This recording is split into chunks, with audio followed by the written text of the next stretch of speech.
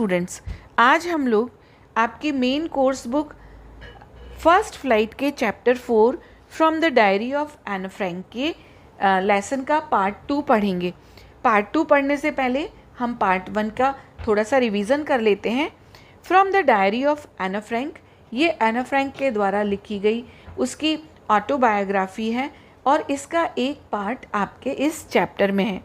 Anne Frank, जिसका पूरा नाम एनालिस मैरी था, वो एक जर्मन बोर्न यहूदी लड़की थी जिसने इस डायरी को उस समय लिखा जब जर्मनी में नाजीज़ का यहूदियों के प्रति अत्याचार बढ़ गया था और उसकी फैमिली नीदरलैंड में जाकर छिप गई थी क्योंकि वहाँ पर उसको अकेलापन लगता था और कभी कभी वो डिप्रेस सी रहती थी। तो उसने अपनी लोनलीनेस को ख़त्म करने के लिए, जब उसके फादर ने उसको, जब वो 13 वर्ष की थी, तो एक डायरी गिफ्ट की उसके बर्थडे पर, तो उसने डिसाइड किया कि वो इस डायरी को ही अपना फ्रेंड बनाएगी और उसने उस डायरी का नाम रखा किटी और उसमें वो अपनी डायरी एंट्री करने लगी।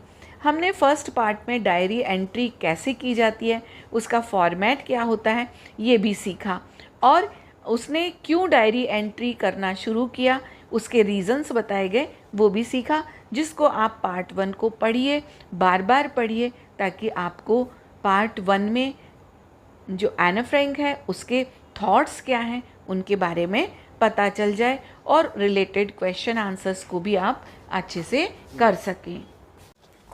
And now the second part of the lesson from the diary of Anne Frank. Since no one would understand a word of my stories to Kitty if I were to plunge right in. एने कहती हैं कि कोई भी मेरी stories को, मेरी कहानियों को, जो मेरी डायरी है, जो मैं किटी को लिखती हूँ, उसको नहीं समझ पाएगा यदि मैं डायरेक्ट ही उसको ये प्लंज इन, यानी एकदम से ही मैं उसको बताना शुरू कर दूँगी। I'd better provide a brief sketch of my life. अच्छा हो कि मैं अपनी ज़िंदगी का एक ब्रीफ यानी एक संक्षिप्त चित्रण उनके सामने रखूं। Much as I dislike doing so, हालांकि मुझे ऐसा करने में डिसलाइक, आई हेट, मुझे ये पसंद नहीं है कि मैं अपनी ज़िंदगी का, अपने परिवार के लोगों के बारे में जानकारी दूं। My father the most adorable father I have ever seen. मेरे पिता, मेरी फैमिली में कौन है, मेरे फादर हैं, जो कि मोस्ट अडोरेबल, बहुत ही लवेबल, बहुत ही स्वीट फादर हैं जितने भी दुनिया में जिन बच्चों के पिताओं से मैं मिली हूँ उनमें। Didn't marry my mother until he was 36, और उन्होंने मेरी मदर से शादी कब की, जब उनकी उम्र 36 थी, एंड शी वॉज 25, और मेरी मदर की उम्र 25 यानी 25 वर्ष थी। My sister Margot was born in Frankfurt in Germany in 1926. जो मेरी सिस्टर है उसका नाम क्या है, मार्गोट, उसका जर्मनी के फ्रैंकफर्ट शहर में 1926 में जन्म हुआ। I was born on 12 जून 1929, और आई कौन है, एने फ्रैंक, उनका जन्म हुआ 1929 जून, 12 जून को। I lived in Frankfurt until I was 4, और वो फ्रैंकफर्ट में कब तक रही, जब तक वो 4 साल की थी, यानी 4 साल की उम्र तक वो फ्रैंकफर्ट में रही। My father immigrated to Holland in 1933. Immigrate word बहुत ही इम्पॉर्टेंट है, इसका मतलब होता है स्वदेश छोड़कर विदेश में जा बसना। यहाँ पर एने का देश कौन सा था, जर्मनी। तो उनके फादर का नाम क्या था, हम पार्ट 1 में जान चुके हैं, ऑटो फ्रैंक। वो 1933 में जर्मनी को छोड़कर कहाँ पर इमिग्रेट हो गए, हॉलैंड में। My mother Edith Hollander Frank, mother का नाम क्या है, Edith Hollander Frank, went with him to Holland in September, और मेरी माँ सितंबर में मेरे पिता के पास हॉलैंड चली गई। While Margot and I were sent to Aachen to stay with my grandmother. अब इस दौरान जब मेरे मदर और फादर दोनों हॉलैंड चले गए तो मुझे और मेरी बड़ी बहन मार्गोट को एचेन में, ये भी जर्मनी का एक नगर है, वहाँ पर मेरी दादी के पास यानी ग्रैंड मदर के पास भेज दिया गया। Margot went to Holland in December, Margot दिसंबर में मेरे मम्मी पापा के पास चली गई, यानी वो हॉलैंड चली गई। And I followed in February, और मैं फरवरी में मेरे पेरेंट्स के पास पहुंच गई। कहाँ पर? हॉलैंड में। When I was plunked down on the table as a birthday present for Margot, और वो बड़े ही अच्छे, बहुत ही ब्यूटीफुली, बहुत ही मजाकिया अंदाज में लिखती हैं कि जब मैं फरवरी में पहुंची तो जो मेरी सिस्टर थी मार्गोट, क्योंकि उसके लिए मैं as a gift, he was feeling lonely, तो मुझे जैसे बर्थडे प्रेजेंट की तरह मुझको वहाँ पर प्लंक डाउन किया गया, यानी कैजुअल वे में वो लिख रही हैं, बहुत ही इनफॉर्मल वर्ड यूज़ किया गया है। I started right away at the Montessori nursery school, वहाँ पहुँचकर मैंने एक मॉन्टेसरी नर्सरी स्कूल में मेरी स्कूलिंग हुई। मॉन्टेसरी क्या कहलाता है? जहाँ पर कि छोटे बच्चों को पढ़ाया जाता है, जहाँ पर पढ़ाई की जगह उनको एक्टिविटीज़ के द्वारा सिखाया जाता है। I stayed there until I was 6, तो इस स्कूल में मैं 6 साल तक पढ़ी, यानी मैं 4 साल की उम्र में हॉलैंड पहुंची और 2 साल मैंने मॉन्टेसरी नर्सरी में पढ़ा। Eight which time I started in the first form, और जब मैं 6 साल की थी तो मैंने फर्स्ट फॉर्म यानी पहली कक्षा मैंने पढ़ना शुरू कर दिया था। In the 6th form my teacher was Mrs cuprous, और जब मैं 6th फॉर्म यानी मैं जब 6वीं कक्षा में आई तो मेरी टीचर का नाम क्या था? मिसेस क्यूप्रस, ये आप याद कर लीजिए। द हेड मिस्ट्रेस, जो कि वहाँ की HM थी। At the end of the year we were both in tears as we said a heartbreaking farewell, साल के अंत होने तक वो कहती हैं कि बहुत ही इमोशनल हो रही हैं, सेंटिमेंटल हो रही हैं, और वो ये भी बताती है कि एक टीचर और एक स्टूडेंट का बॉन्ड कितना स्ट्रांग होता है, कि जब हम दोनों अलग हो रहे थे, हमारा फेयरवेल यानी अलग अलग हो रहे थे, तो हम दोनों की आंखों में आंसू थे। हार्ट ब्रेकिंग यानी दिल को पिघलाने वाले, हृदय को पिघलाने वाले इस तरह के इमोशंस थे, यानी उनकी टीचर उनसे कितनी अटैच थी और वो भी अपनी टीचर से कितनी अटैच थी। In the summer of 1941 grandma fell ill, 1941 के समर में मेरी दादी बीमार हुई। Had to have an operation, और उनका एक ऑपरेशन हुआ। So my birthday passed with little celebration, तो जो मेरा, क्योंकि वो समर में बीमार हुई और एन फ्रैंक का जो बर्थडे रहता था वो जून में रहता था, तो मेरा जो बर्थडे था वो एक हल्का फुल्का ही सेलिब्रेशन हुआ। क्यों? क्योंकि ग्रैंड माँ का, जो उनकी ग्रैंड माँ थी, उनका ऑपरेशन हुआ था। ग्रैंड माँ डाइड इन जनवरी 1942, 1942 में मेरी दादी ग्रैंड माँ की डेथ हो गई। No one knows how often I think of her and still love her, किसी को नहीं मालूम कि मैं दादी के बारे में कितना सोचती थी और उनको कितना प्यार करती थी, यानी किसी को मेरी उस जो प्रेम की डेप्थ नहीं मालूम। This birthday celebration in 1942 was intended to make up for the other, और जब वो जनवरी में उनकी डेथ हो गई और जो उनका बर्थडे जब जून में आया, तो उसका जो सेलिब्रेशन था उसका उद्देश्य दूसरों को इकट्ठा करना था, उनका बर्थडे मनाना नहीं था। And grandma's candle was lit along with the rest, और ग्रैंड माँ की याद में कैंडल जलाई गई। The 4 of us are still doing well, हम लोग चारों अच्छे से रह रहे थे। कहाँ पर? हॉलैंड में। And that brings me to the present date of 20 June 1942, और ये जो आज का दिन, जो वो डायरी है, ये 20 जून 1942 की है, वो उनको याद आ रहा है। And the solemn dedication to my diary, और वो डायरी को सॉलेम डेडिकेशन यानी बहुत ही सीरियसली, बहुत ही प्योरली, बहुत ही पवित्रता से वो ये डायरी को समर्पित कर रही हैं। And now oral comprehension check, यानी जो कुछ भी हमने पढ़ा उसके हम जो क्वेश्चंस हैं उनके आंसर ओरली देंगे। फर्स्ट वन, वाई डज एने Frank provide a brief sketch of her life, वो अपने जीवन का एक ब्रीफ यानी एक संक्षिप्त चित्रण क्यों करती हैं? क्यों? ऐसा करने से Anne wants to give an overview of her family, वो अपने परिवार का ओवरव्यू, उसका परिचय देना चाहती हैं, रिलेटिव्स का, और अपनी एज के बारे में बताना चाहती हैं। इससे क्या होगा? This helps the reader to develop a connection with the author, इससे जो रीडर हैं यानी जो इस डायरी को पढ़ेंगे वो ऑटोमेटिकली उनसे कनेक्ट हो जाएंगे। Second question, what tells you that एने लव्ड हर ग्रैंड मदर, ऐसी कौन सी बात है जो ये बतलाती कि एने अपनी दादी से बहुत प्यार करती थी? क्योंकि on her 30th birthday by lighting up one candle for grandmother she shows her love for her, क्योंकि जब उनका 13वां जन्मदिन था तो वो अपनी दादी के लिए कैंडल जलाती हैं, ये बतलाने के लिए कि वो अपनी दादी को कितना चाहती थी। अब देखिए किस तरह से डायरी एंट्री की जाती है। ये एने फ्रैंक ने बहुत ही ब्यूटीफुली अपनी डायरी में मेंशन किया है। Saturday 20 June 1942, day, date, month, year. Dearest Kitty, Kitty कौन है? डायरी, जिसको कि वो एज ए फ्रेंड आप ट्रीट कर रही हैं, और उसका नाम क्या लिखा उन्होंने? डायरी को क्या नाम दिया? Kitty.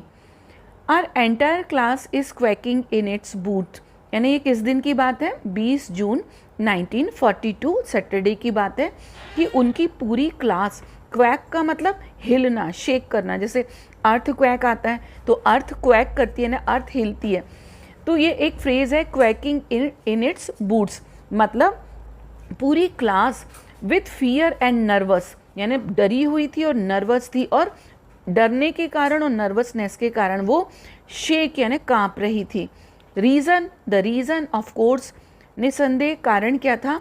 Is the forthcoming meeting in which the teachers decide who will move up to the next form and who will be kept back, क्योंकि एक मीटिंग होने जा रही थी, फोर्थ कमिंग यानी आगे आने वाले समय में एक मीटिंग होगी जिसमें कि सभी टीचर्स ये डिसाइड करेंगे कि कौन से स्टूडेंट नेक्स्ट फॉर्म यानी अगली क्लास को मूव अप होंगे, उसमें प्रमोट होंगे, और कौन से स्टूडेंट्स को इसी क्लास में रख दिया जाएगा। Half the class is making bets, जितने भी हमारी क्लास में स्टूडेंट्स थे उनमें से आधे विद्यार्थी तो बेट्स यानी शर्तें लगा रहे थे। GN and I laugh ourselves silly at the two boys behind us. GN ये भी एक स्टूडेंट का नाम है, और हम लोग ourselves silly, हम लोग उनकी जो मूर्खता पर हंस रहे थे जो दो लड़के हमारे पीछे बैठे हुए थे। CN and Jex, वो कौन थे? CN and Jex, who have staked their entire holiday savings on their bet, जिन्होंने की जो उनकी हॉलीडेज़ में जो उनने बचत की थी, अपनी सेविंग्स की थी, वो पूरा का पूरा जो पैसा था वो स्टेक्ड यानी दाव पर लगा दिया। From morning to night it's you are going to pass, no I am not, और सुबह से रात तक केवल क्लास में एक ही बात होती रहती थी कि तुम पास होने जा रहे हो, तो दूसरा कहता नो आई एम नॉट, नहीं मैं ऐसा मेरे साथ नहीं होने वाला, यस यू आर, फिर वो दूसरा कहता नहीं लेकिन तुम तो मूव अप होने वाले हो, नो आई एम नॉट, यानी आपस में सब लोग यही बातें करते थे कि कौन मूव अप होने वाला है और कौन नहीं होने वाला है। Even these pleading glances and my angry outbursts can't calm them down, यहाँ तक कि जो GN था उसकी प्लीडिंग ग्लांसेज यानी वो जो बड़ा ही रिक्वेस्ट करता कि भाई शांत हो जाओ, प्लीड यानी रिक्वेस्ट करना, और मेरी एंग्री आउटबर्स्ट यानी जो मैं गुस्से से उनको एकदम देखती, वो भी उन लोगों को काम डाउन नहीं कर पा रहा था, उन लोगों को शांत नहीं कर पा रहा था। If you ask me there are so many dummies that about a quarter of the class should be kept back, और यदि आप लोग मुझसे पूछेंगे, आप कौन जो रीडर्स हैं डायरी के, तो मैं आपको यही कहूँगी कि हमारी क्लास में बहुत सारे ऐसे डमी है। डमी का मतलब क्या होता है? हम लोग शॉप पे देखते हैं ना कि जो कपड़े की दुकानें होती है तो डमीज़ को कपड़े पहनाए जाते हैं, तो डमीज़ मतलब जो स्टूपिड पर्सन्स हैं, ऐसे बहुत सारे मूर्ख हैं ऐसे जिनको कि लगभग quarter of A class, quarter का मतलब चौथाई हिस्सा उस क्लास का ऐसा है कि जो स्टूपिड है, जो इंटेलिजेंट नहीं है, जिनको कि उसी क्लास में रखा जाना चाहिए। But teachers are the most unpredictable creatures on the earth, लेकिन वो बहुत ही बड़े ह्यूमरस वे में और बहुत ही ब्यूटीफुली अपनी बात को, क्योंकि वो बहुत छोटी हैं और इसलिए वो जो एक्सप्लेन कर रही हैं वो अपने लेवल से करते हुए कहती हैं कि ये मैंने इस तरह का गैस किया है कि हाँ जो 1/4 ऑफ द क्लास है उसके स्टूडेंट हैं वो काफ़ी स्टूपिड हैं, तो उनको इसी क्लास में रहना चाहिए। लेकिन आप लोग जानते हो कि जो टीचर्स होते हैं वो अनप्रेडिक्टेबल होते हैं, उनके बारे में कोई भविष्यवाणी नहीं कर सकता, और इस धरती पर यदि सबसे ज़्यादा कोई ऐसा प्राणी है जिसके बारे में कुछ नहीं कहा जा सकता तो वो टीचर्स हैं। क्यों? क्योंकि वो अभी एक स्टूडेंट थी और बहुत छोटी थी, तो उन्होंने जो एक गैसिंग की कि इतने स्टूडेंट इस क्लास में रहेंगे, फिर कम भी हो सकते हैं, ज़्यादा भी हो सकते हैं, लेकिन वो इसका रीज़न क्या बताती हैं? टीचर्स बताती हैं, जो कि अनप्रिडिक्टेबल हैं, उनका डिसीज़न अनप्रिडिक्टेबल है। आई am not so worried about my girl friends and my self. मुझे अपनी सहेलियों के बारे में और मेरे खुद के बारे में उतनी चिंता नहीं है कि वो मूव अप होंगी या उसी क्लास में रखा जाएगा। The only subject I am not sure about is maths. केवल मुझे एक ही सब्जेक्ट के बारे में है जिस पर कि मैं श्योर नहीं हूँ, और वो कौन सा सब्जेक्ट है? Maths. Anyway all we can do is wait. लेकिन अब केवल एक ही रास्ता है कि हम उस फोर्थ कमिंग मीटिंग का इंतज़ार करें। Until then, we keep telling each other not so lose heart। और उस समय तक, जब तक कि ये डिसीज़न नहीं होता है कि कौन अगली क्लास में जाएगा, कौन इसी में रहेगा, एक दूसरे को हम लोग ये कहकर तसल्ली दें कि डोंट लूज हार्ट, अपना दिल छोटा मत करो। यानी ये पॉजिटिविटी है कि हमको वेट करना चाहिए और हमको रिजल्ट का इंतज़ार करना चाहिए। I get along pretty well with all my teachers. वो कहती हैं कि मेरे जितने टीचर्स थे उनके साथ में बहुत अच्छा मेरा रिलेशन था। There are 9 of them, 7 man and 2 women। उनके स्कूल में कितने टीचर थे? टोटल 9, जिसमें से कि 7 तो मेल टीचर्स थे एंड 2 women, यानी 2 लेडी टीचर्स थी। Mr Keesing, the old fogey who teaches maths, was annoyed with me for ages. अब एक जो थे मिस्टर कीसिंग, जो कि बहुत ही बूढ़े से थे और जो हमको मैथ्स पढ़ाते थे। फॉगे मीन्स ओल्ड फैशनड, यानी क्योंकि वो लड़की थी और उनको जो मिस्टर कीसिंग थे वो पुराने टाइप के लगते थे, दकियानुसी ऑर्थोडॉक्स टाइप के, इसलिए वो उनको कहती हैं ओल्ड फॉगे। और वो मुझसे कई फॉर एजेस, अब वो खुद ही 12 साल की थी तो भी कहती हैं कि एजेस यानी युगों युगों से, बहुत पुराने समय से वो मुझसे गुस्सा रहते थे। Because I talked so much, और इसका कारण क्या था कि मैं बहुत बोलती थी। आफ्टर सेवरल वार्निंग्स, कई चेतावनियों के बाद, वार्निंग है ना चेतावनियाँ, ही असाइंड मी एक्स्ट्रा होमवर्क। उन्होंने मुझको असाइन किया, यानी मुझको एक्स्ट्रा होमवर्क देने के लिए मुझको काम दिया। एन ऐसे on the subject A chatterbox, और एक निबंध लिखने को दिया चैटर बॉक्स। चैटर बॉक्स का मतलब गप्पी बातूनी। A chatterbox, what you can write about that. अब आप ही लोग बताओ कि एक चैटर बॉक्स, एक गप्पी, एक बातूनी के बारे में आप क्या लिख सकते हैं। I'd worry about that letter, मुझको इससे बड़ी चिंता होने लगी। आई डिसाइडेड, लेकिन मैंने भी डिसाइड किया। आई jotted down the title in my notebook, मैंने जॉटेड डाउन यानी जल्दी से अपनी नोटबुक में ये शीर्षक लिखा। Tugged it in my bag, और उस नोटबुक को बड़ी ही सावधानी से अपने स्कूल बैग में टक इन किया, यानी रख लिया। And try to keep quiet, और ये कोशिश की कि आज से मैं बोलूँगी नहीं, चुपचाप रहूँगी, शांत रहूँगी। That evening I'd finish the rest of my homework, और उस दिन मैंने अपना पूरा होमवर्क पूरा कर लिया। द नोटबुक अबाउट द ऐसे कॉट माई आइज, और फिर मेरा ध्यान उसी नोटबुक पर गया जिसमें कि मैंने चैटर बॉक्स जो निबंध था उसका टाइटल लिखा हुआ था। I began thinking about the subject while chewing the tip of my fountain pen, और मैं उस सब्जेक्ट के बारे में, निबंध लिखने के बारे में, उस टॉपिक पर सोचने लगी। और इस दौरान मैं अपने जो मेरा फाउंटेन पेन था उसकी टिप को, यानी उसका जो ढक्कन था, उसका जो नोक थी, उसको चबाती जा रही थी। ये बतलाता है कि वो छोटी थी, जैसा बच्चे करते हैं, बातें करते हैं क्लास में, टीचर्स डांटते हैं, तो जो कुछ भी है वो एक छोटी बच्ची थी। और वो, लेकिन वो कितना ज़्यादा हर इंसिडेंट को कितना ऑब्जर्व कर रही थी, ये उनकी डायरी एंट्री बतलाती है। Any would could ramble and leave big spaces between the words. अब वो कहती हैं और कोई होता तो वो क्या करता, रैम्बल करता। रैम्बल यानी टॉक और राइट एमलेसली, कि चैटर बॉक्स पे निबंध लिखना है तो बहुत देर तक बकवासबाजी कर बोलता, या फिर रैम्बल ऑन, जैसे कि जिनसे आंसर नहीं बनते तो वो क्या करते हैं, कॉपी में बड़ा बड़ा स्पेस देकर लिखते हैं, बड़े बड़े शब्द लिखते हैं ताकि जल्दी से वो कॉपी भर जाए। एंड लिव बिग स्पेसेस, बड़ी बड़ी जगह दूर दूर लिखते हैं। But the trick was to come up with convincing argument to prove the necessity of talking. लेकिन क्योंकि एने फ्रैंक बहुत ही इंटेलिजेंट थी, स्मार्ट थी, तो उन्होंने कहा ऐसा नहीं होता है, मुझे जो नेसेसिटी ऑफ टॉकिंग की बोलना क्यों आवश्यक है, मुझे इस पर आर्ग्यूमेंट्स देने, मुझको इसमें दलीलें लिखनी और मुझको अपने टीचर को कन्विंस करना है, यानी मुझे उसको सहमत करना है. आई थॉट एंड थॉट, मैंने बहुत सोचा कि बोलना क्यों ज़रूरी है. And suddenly I had an idea, और थोड़ी देर में अचानक से मेरे दिमाग में एक आइडिया आया. आई रोड 3 पेजेस मिस्टर कीसिंग. अब मैंने 3 पेज भर के मिस्टर कीसिंग ने जो उनके मैथ्स टीचर थे, उनको मैंने लिख के निबंध तैयार किया. Had assigned me and was satisfied. और निबंध पढ़ने के बाद में मुझे संतुष्टि भी हो गई. I argued that talking is a student trait, कि जो बात करना तो एक विद्यार्थी का लक्षण है. अब उनके आर्ग्यूमेंट्स देखिए. And that I would do my best to keep it under control, लेकिन मैं पूरी कोशिश करूँगी कि मैं जो ज़्यादा बोलती हूँ या जो विद्यार्थी का एक गुण है, इस गुण को मैं अंडर कंट्रोल यानी अपने नियंत्रण में रखूँगी. But that I would never be able to cure myself of the habit.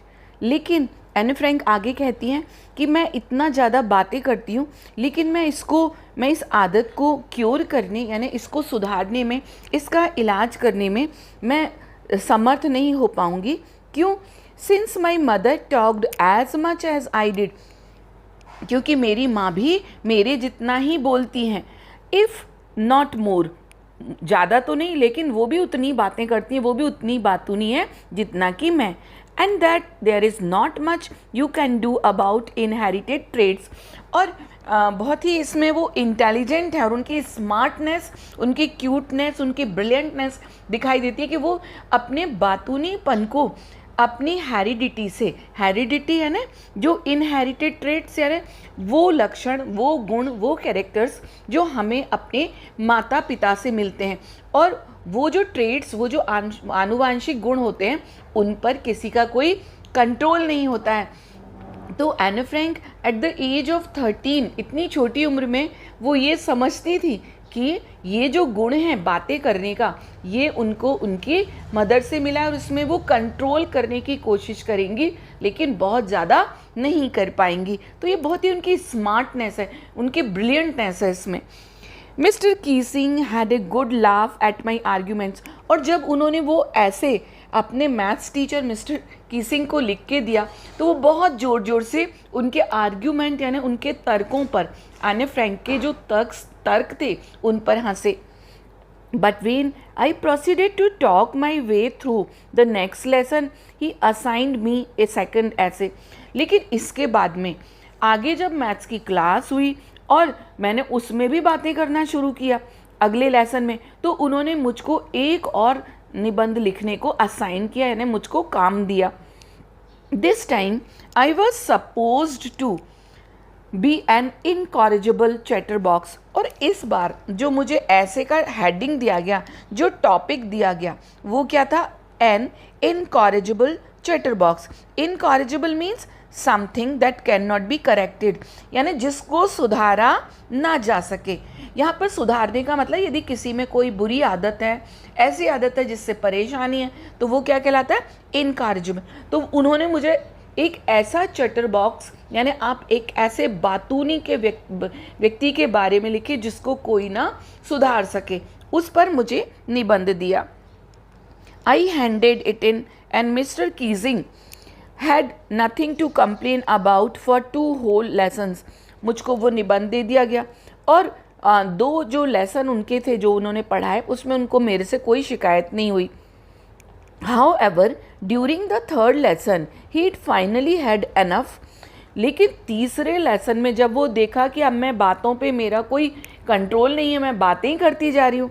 एने Frank as punishment for talking in class write an essay entitle.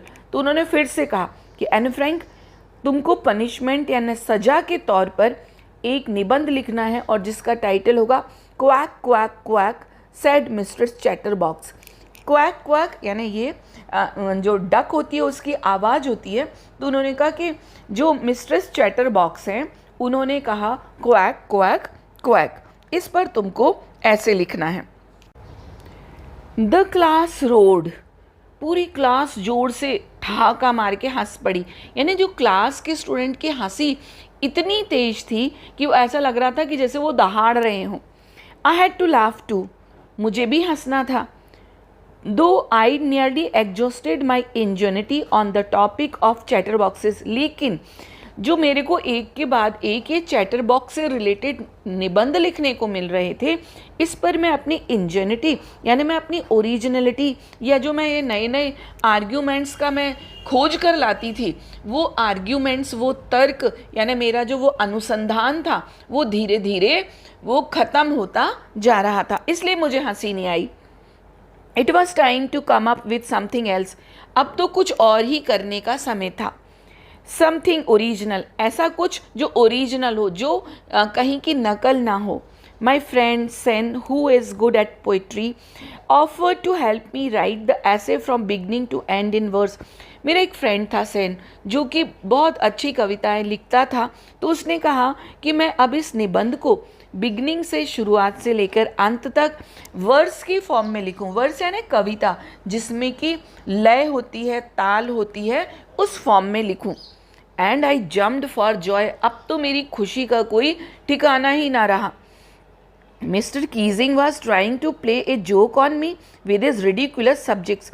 जो मिस्टर कीजिंग थे, जो मेरे मैथ्स टीचर थे, वो अपने रिडिकुलस यानी अपने हास्यास्पद ऐसे जो उनके टॉपिक्स थे जो कि बहुत ही हास्यास्पद थे, उनके द्वारा वो मेरा मजाक बना रहे थे। बट आईड मेक श्योर, लेकिन ये भी पक्का था कि the joke was on him, कि मैं अब उनका मजाक बनाऊंगी। आई फिनिश्ड माई पोएम, मैंने अपनी पोएम ख़त्म कर ली। यानी quack quack quack said mister chatters box, इस टॉपिक पर मैंने पोएम लिख ली। ये बतलाता है कि एने फ्रैंक कितनी ब्रिलियंट थी कि जो टॉपिक मिलता था वो अपने ओरिजिनल आर्ग्यूमेंट्स देकर वो अपने टीचर को इम्प्रेस कर लेती थी। And it was beautiful, it was about a mother duck and a father swan with 3 baby duckling. और पोएम बहुत ही ब्यूटीफुल थी। इसमें एक मदर डक थी यानी एक बतख थी, माँ थी वो, एंड फादर स्वान, और एक पिता थे हंस स्वान, और उनके 3 डकलिंग्स, उनके 3 बच्चे थे। डकलिंग यानी डक के बच्चे। Who were beaten to death by the father because they quacked too much. उनको क्योंकि वो इतना ज़्यादा क्वैक क्वैक करते थे। अब डक की साउंड को क्या बोलते हैं? क्वैक। तो डक वो इतना ज़्यादा क्वैक क्वैक करते थे कि उनके जो पिता स्वान थे उन्होंने उनको मारने का सोच लिया। लकीली मिस्टर कीजिंग, और मैंने ये पूरा जो पोएम थी वो लिखकर किसको दी? मिस्टर कीजिंग को। और लकीली, भाग्य से, मिस्टर कीजिंग ने इस जोक को, ये जो पोएम थी, इसको अपने ऊपर उन्होंने एक व्यंग नहीं माना, उन्होंने इसको बिल्कुल सही तरीके में लिया। He read poem to the class, Mr Keesing ने वो पूरी कविता क्लास में पढ़कर सुनाई। एडिंग हिज ओन कमेंट्स, और उस पर उन्होंने खुद के भी कमेंट्स यानी टिप्पणियाँ ऐड की। And to several other classes as well, और वो पोएम उन्होंने दूसरी क्लासेस में भी पढ़ के सुनाई। Since then I have been allowed to talk, और तब से मुझको बात करने की अनुमति दे दी। तो एने फ्रैंक इतनी छोटी एज में इतनी ब्रिलियंट थी कि वो एसेज लिखती थी, वो पोएम्स लिखती थी और अपने टीचर्स को इम्प्रेस करती थी। And haven't been assigned any extra homework, और इसके बाद उनको कोई भी एक्स्ट्रा होमवर्क नहीं दिया गया। एक्स्ट्रा होमवर्क यानी जो उनके टेक्स्ट बुक का, उनके करिकुलम के अलावा कोई उनको लिखने को नहीं दिया गया। On the contrary, Mr Keesing's always making jokes these days, बल्कि मिस्टर कीजिंग जो बहुत ही स्ट्रिक्ट थे, वो भी अब जोक्स यानी हंसाने लगे, हंसी मजाक की बातें करने लगे। और वो अंत में, क्योंकि वो अपनी डायरी में अपनी फ्रेंड, जो डायरी का नाम रखा किटी, तो उसको ये सारी बातें बता रही थी। और जो डायरी की एंडिंग कैसे करती है? योर्स एने, तुम्हारी एने। Extracted from the diary of a young girl. अब हम लोग सभी जान चुके कि जो ये लेसन है, एने फ्रैंक की डायरी, उनकी autobiography the diary of a young girl का एक एक्सट्रैक्ट है, एक पार्ट है, एक अंश है, विथ स्लाइट अडेप्टेशन। इसमें थोड़ा सा स्लाइट यानी थोड़ा, अडेप्टेशन यानी एडजस्टमेंट किया है, थोड़ा सा उसको अनुकूल बनाया गया है। Now oral comprehension check. कुछ क्वेश्चन है जो कि आपको क्वेश्चन पढ़ते ही समझ में उनके आंसर्स समझ में आ जाएंगे। Why was mister Keesing annoyed with एने? मिस्टर कीजिंग जो कि मैथ्स टीचर थे, वो एने से गुस्सा क्यों रहते थे? क्यों गुस्सा रहते थे? क्योंकि एने टॉक्ड टू मच, वो बहुत ही ज़्यादा बातें करती थी। What did he ask her to do? तो वो क्या करते थे, वो उसको क्या करने को देते थे? तो उसको वो extra homework as a punishment के तौर पर एक्स्ट्रा होमवर्क देते थे। और वो किस रूप में? Write essays on chatterbox, यानी चैटर बॉक्स पर निबंध लिखो। How did Anne justify her being a chatterbox in her essay? ऐसे जो निबंध में जो फर्स्ट ऐसे दिया गया था, तो एने अपने आप को चैटर बॉक्स के लिए कैसे तर्क संगत, कैसे न्यायोचित ठहराती है? तो वो क्या कहती है कि due to her mother who was very talkative, क्योंकि उसमें बातें करने की आदत कहाँ से आई? उसकी मदर से, जो वो बहुत बातूनी थी। तो क्योंकि ये जो कैरेक्टरिस्टिक्स है, ये जो इन हेरिडिटी है, इसको वो सुधार नहीं सकती है। Do you think mister Keesing was a strict teacher? अब आपसे ही पूछा जा रहा है कि क्या मिस्टर कीजिंग एक स्ट्रिक्ट टीचर थे? तो no, mister Keesing was not a strict teacher, क्योंकि उन्होंने कभी भी ज़्यादा बोलने पर एनी को उसको मारा नहीं, बल्कि उसको करेक्ट करने के लिए वो क्या करते थे? एक्स्ट्रा उसको होमवर्क देते थे, और वो भी उसी की आदत को छुड़ाने के लिए चैटर बॉक्स पर उसको ऐसे दिया करते थे। What made mister Keesing allow एने टू टॉक इन क्लास? और जो एने को क्लास में बोलने के लिए उन्होंने अलाउ किया मिस्टर कीजिंग ने, तो ऐसा क्या हुआ? जब उसको लास्ट ऐसे मिला क्वैक क्वैक क्वैक वाला, तो उसने वो पोएटिक फॉर्म में लिखा, और जो स्टोरी लिखी वो भी बहुत ही इमोशनल थी। तो मिस्टर कीजिंग उससे प्रभावित हुए, और उसके कारण उसको क्लास में बोलने का उसको परमिशन मिली। And now thinking about the text, इसमें भी आपको क्वेश्चन दिए गए हैं। The first one is, was Anne right when she said that the world would not be interested in musings of a 13-year-old girl? यानी क्या एने उस समय सही थी जब वो ये कहती थी कि ये पूरी दुनिया एक 13 साल की लड़की जो डायरी में लिखने वाली है, डायरी में वो क्या लिखने वाली? म्यूजिंग्स, यानी उसके थॉट्स। तो वो इस पूरी दुनिया को क्या उन थॉट्स से मतलब होगा? क्या एने ऐसा कहने में सही थी?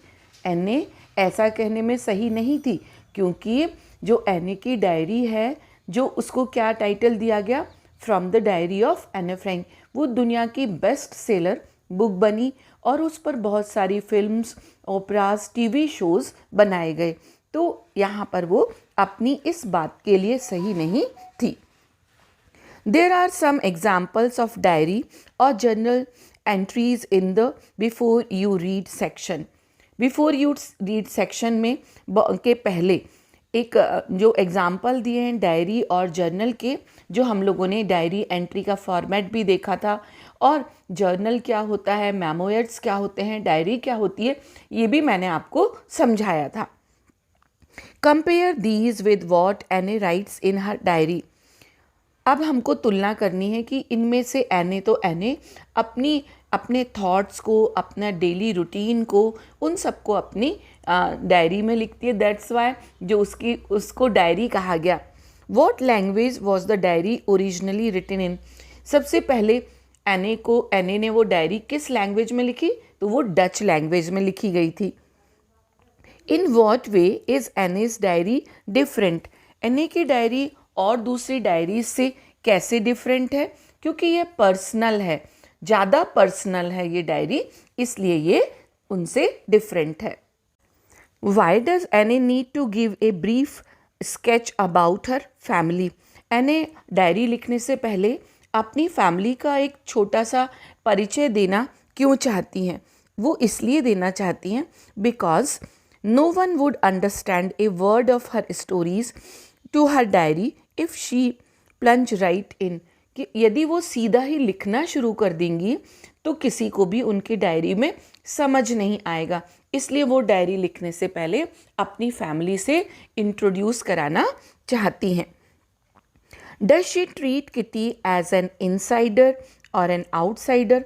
तो पूरा लेसन पढ़ने के बाद में हमको ये समझ में आ गया कि वो किटी यानी जो वो डायरी है जो कि उनकी फ्रेंड है, उसको वो इनसाइडर यानी बेस्ट फ्रेंड की तरह ट्रीट करती हैं।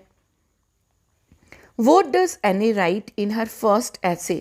एने को जो पहला निबंध दिया गया ऐसे, वो क्या निबंध का टॉपिक क्या था? Chatter box. उसमें वो क्या लिखा उन्होंने बहुत ही ब्यूटीफुली अपने आर्ग्यूमेंट्स रखे, पहली बात। दूसरी बात ये बताई कि टॉकिंग यानी बात करने की नेसेसिटी क्यों है, आवश्यकता क्यों है, क्योंकि ये तो स्टूडेंट का ट्रेट है, उसका कैरेक्टरिस्टिक्स है। और दूसरा, ये जो बात करने का गुण है वो उन्होंने अपनी मदर से इनहेरिट किया है, यानी उनको बाय बर्थ ये जन्मजात ही मिला है, तो वो इसमें कोई चेंज नहीं कर सकती हैं। What do these tell you? Sorry. How does Anne feel about her father, her grandfather? ये हमने पहले क्वेश्चन नंबर 5 को पढ़ लिया। अब हम क्वेश्चन नंबर 4 कि एने अपने फादर और अपने ग्रैंड मदर के बारे में क्या सोचती हैं। तो फादर को वो मोस्ट अडोरेबल यानी सबसे स्वीट, सबसे अच्छे पिता के रूप में मानती हैं, और उनकी ग्रैंड मदर को भी वो इतना प्यार करती हैं कि वो लिखती है कि she loved her very much, no one can imagine her depth of love, कि उनकी दादी के प्रति उनके प्यार की गहराई को नो वन कैन मेजर, कोई माप नहीं सकता है। Mrs Kuipers and Mr कीसिंग।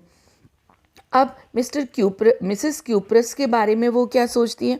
तो जब वो 6th क्लास में मॉन्टेसरी में थी तो वो और उनकी टीचर दोनों एक दूसरे से इतनी अटैच थी कि जब वो नेक्स्ट क्लास में गई तो जो उनकी फेयरवेल थी, जब वो अलग हुई तो वो हार्ट ब्रेकिंग थी, यानी दिल को पिघलाने वाली थी, बहुत ही मन को व्यथित करने वाला उनका अलगाव था। इसका मतलब वो मिसेस क्यूपरस को बहुत प्यार करती थी और मिसेस क्यूपरस भी उनको बहुत प्यार करती थी।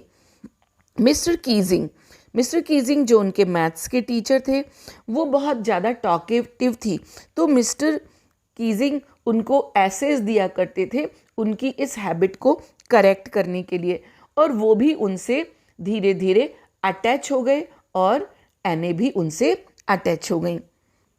Question number 6, Anne says that teachers are most unpredictable. वो ऐसा क्यों कहती हैं कि जो टीचर्स होते हैं वो अनप्रिडिक्टेबल होते हैं? क्योंकि एने उस समय बहुत छोटी थी और वो अपने तरीके से हर चीज़ को देखती थी कि इसमें टीचर ऐसा डिसीज़न लेगा, लेकिन जो टीचर हैं वो उम्र में उनसे काफ़ी बड़े और मैच्योर, तो दोनों का जो नज़रिया था वो अलग अलग होता था। तो एने उस चीज़ को कहती थी कि teachers are unpredictable. Is mister Keesing unpredictable? क्या मिस्टर कीजिंग अनप्रिडिक्टेबल है? नहीं, क्योंकि वो एने इतनी ज़्यादा बोलती थी कि वो उनको पनिश करने के लिए, उनको करेक्ट करने के लिए चैटर बॉक्स का कभी निबंध दिया, कभी क्वैक क्वैक का दिया, कभी इनकॉरिजेबल चैटर बॉक्स का उनको ऐसे लिखने को दिया। 7, what do these statements tell you about Anne Frank as a person? नीचे कुछ स्टेटमेंट दिए हैं, तो वो स्टेटमेंट एने फ्रैंक एज ए पर्सन की वो किस तरह की एक इंसान थी, तो इन सेंटेंसेस से उनका वो कौन सा गुण हमको समझ आता है। The first one, we don't seem to be able to get any closer and that is the problem. Maybe it's my fault that we don't confide in each other. कि हम लोग एक दूसरे से मिक्स नहीं हो पाते हैं, क्लोज नहीं हो पाते हैं। हो सकता है कि ये उनकी गलती हो, क्योंकि वो एक दूसरे से कन्फाइड यानी अपनी चीज़ें उसको ट्रस्ट नहीं कर पाते, शेयर नहीं कर पाते। तो ऐसा कौन करता है? जो लोग नेचर से रिजर्व होते हैं, वो अपनी किसी भी बात को इजीली शेयर नहीं करते हैं, किसी पर ट्रस्ट नहीं करते हैं। तो ये क्या बतलाता है कि एने Frank was reserve in nature. I don't want to jot down the fact in this diary the way most people would. वो कहती है मैं इस डायरी में केवल ये नहीं कि बातों को मैं लिखती जाऊँ, but I want the diary to be my friend. लेकिन मैं तो उस डायरी को अपना फ्रेंड यानी अपना राजदार बनाना चाहती हूँ, मैं उस पर ट्रस्ट करना चाहती हूँ, मैं उसको अपना क्लोज फ्रेंड बनाना चाहती हूँ। तो ये लाइन क्या बताती है कि वो सेल्फ कॉन्फिडेंट हैं और इन्वेंटिव हैं, यानी अभी तक जैसा लोग लिखते आए वो उस तरीके से नहीं लिखना चाहती हैं, बल्कि वो उसे अपना फ्रेंड बनाना चाहती हैं। Margot went to Holland in December and I followed in February when I was plunked down on the table as a birthday present for Margot। यहाँ पे वो बड़ी ही ह्यूमरस हैं कि उनको, क्योंकि मार्गोट जो उनकी बड़ी बहन थी वो अकेलापन लोनलीनेस फील होती थी, तो क्या किया उसकी लोनलीनेस को दूर करने के लिए जर्मनी से फ्रैंकफर्ट से एनी फ्रैंक को बुला लिया और उन्होंने कहा जैसे कि मैं उसके लिए एक गिफ्ट हूँ। तो बहुत ही फनी ह्यूमरस उनका जो नेचर बतलाता है। If you ask me, there are so dummies that about a quarter of the class should be kept back, but teachers are most unpredictable creatures on earth। तो ये line, ये उनका intelligence, उनकी ब्रिलियंटनेस बताती है कि वो इतनी छोटी उम्र में किस तरीके से घटनाओं को देखती थी, किस तरीके से जो कुछ भी आसपास घटित हो रहा है उसमें उनके क्या व्यूज़ होते थे। Anyone could ramble on and leave big spaces between the words, but the trick was to come up with convincing arguments to prove the necessity of talking। ये यहाँ पर वो बतला रही है, जब उनको ऐसे दिया गया तो वो अपनी बात को आर्ग्यूमेंट्स के बेस पर क्लियर कर रही हैं। तो ये क्या है, ये उनमें एक सेंस ऑफ जस्टिफिकेशन, वो अपनी बात को जस्टिफाई करती थी, कन्विंस कर लेती थी। इसके बाद में एक और बहुत ही अच्छी एक्सरसाइज है और बहुत ही आपको नॉलेज देने वाली है। आपको कुछ वर्ड्स दिए हैं, देखिए, हेड मिस्ट्रेस, लॉन्ग, फिर डैश लगा हुआ है, awaited, home work, notebook, stiff bagged, out burst. These words are compound words. इन वर्ड्स को क्या कहते हैं, कंपाउंड वर्ड्स, यानी संयुक्त शब्द। They are made up of 2 और मोर वर्ड्स। क्यों कहते हैं, क्योंकि 2 वर्ड से या 2 से ज़्यादा से मिलकर बने होते हैं। जैसे देखिए, हेड और mistress, long, awaited, home, work, note, book, इस तरह से। तो जो कंपाउंड वर्ड्स होते हैं वो कैसे, कभी नाउन और नाउन मिलके बन जाती है। जैसे हेड मिस्ट्रेस में हेड और मिस्ट्रेस दोनों का पार्ट ऑफ स्पीच क्या है, नाउन है। होम वर्क दोनों का पार्ट ऑफ स्पीच नाउन है, यानी नाउन और नाउन मिलकर कंपाउंड वर्ड बन जाते हैं। फिर एडजेक्टिव्स मिलके बन जाते हैं, long, awaited, stiff, bagged. Verb और वर्ब मिलकर भी बन जाते हैं, sleep, walk, baby, sit. Match the compound words under A with their meaning under B. अब हमको ए और बी से मैच करना है, तो यहाँ पर मैंने आपकी सुविधा के लिए उनको बी साइड में जो A B C D E F G H करके लिख दिया ताकि हम इजीली उनको मैच कर सकें। हार्ट ब्रेकिंग, हार्ट ब्रेकिंग में डी में देखिए, डी में लिखा है प्रोड्यूसिंग ग्रेट सैडनेस, यानी बहुत ही ज़्यादा दुख। होम सिक, होम सिक जी में मिसिंग होम, यानी घर की याद करना, घर के लोगों को मिस करना। ब्लॉक हेड, ब्लॉक हेड का मतलब informal word which means a very stupid person, यानी जो हम लोग बोलचाल की भाषा में किसी को मूर्ख, बेवकूफ़ बोल देते हैं वो। लॉ अबाइडिंग, जो कि ए में ए से मैच कर लीजिए, जो कि नियमों को, उनकी इज्जत करे, उनका पालन करे। ओवरडू, ओवरडू का मतलब एक्सेस में करना, कुछ काम ज़रूरत से ज़्यादा होना। डे ड्रीम, डे ड्रीम का मतलब थिंक अबाउट प्लेजेंट थिंग्स, यानी दिवा स्वप्न, दिन में सपने देखना, यानी जो अच्छी चीज़ें उनके बारे में सोचना। ब्रेक डाउन, ब्रेक डाउन का मतलब अचानक से, जैसे व्हीकल है, मशीन है, वो चलते चलते रुक जाएं, चलते चलते बंद हो जाएं। आउटपुट, आउटपुट का मतलब कोई चीज़ का उसका result, something produced by person, machine और ऑर्गेनाइजेशन। सी से मैच कर ले तो आपको ए के साथ में बी में जो वर्ड उनके मीनिंग्स हैं वो ए बी सी डी के फॉर्म में दिए हैं, आप इनको मैच कर लीजिए।